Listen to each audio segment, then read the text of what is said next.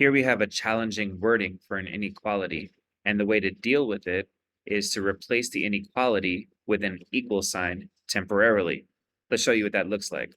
We have a number x, it's at most 17 less than 5 times y. And what do they mean by at most?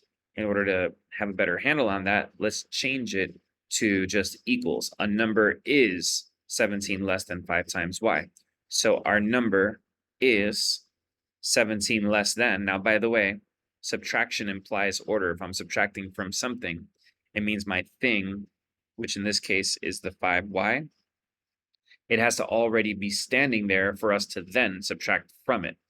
So most times for verbal expressions, you can do them in the same order of how you read them, with some exceptions, and subtraction is the most prominent of those exceptions. So this is saying our number is 17 less than 5 times y. Now let's bring back the inequality. Our number is at most. If something is at most something else, if I have at most 5,000 in my bank account, that means I can have less than that, or I can have exactly that amount. So at most really means less than or equal to. So our number is at most 17 less than 5y. Next, we can just start solving because we're being told that y is 3. So let's plug in 3 for that. Bring everything down the way it was before, except for the y equaling 3, and just start solving. X less than or equal to 15 minus 17, x less than or equal to negative 2. Now let's just imagine that on a number line.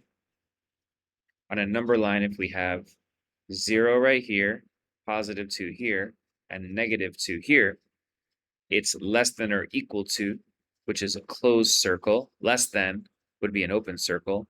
And because it's on the less side, the arrow goes that way. So now, what is the greatest value that is in that range of numbers there? It is the negative 2 itself, because the less than or equal to means, yes, it can be negative 2. So our answer here is negative 2.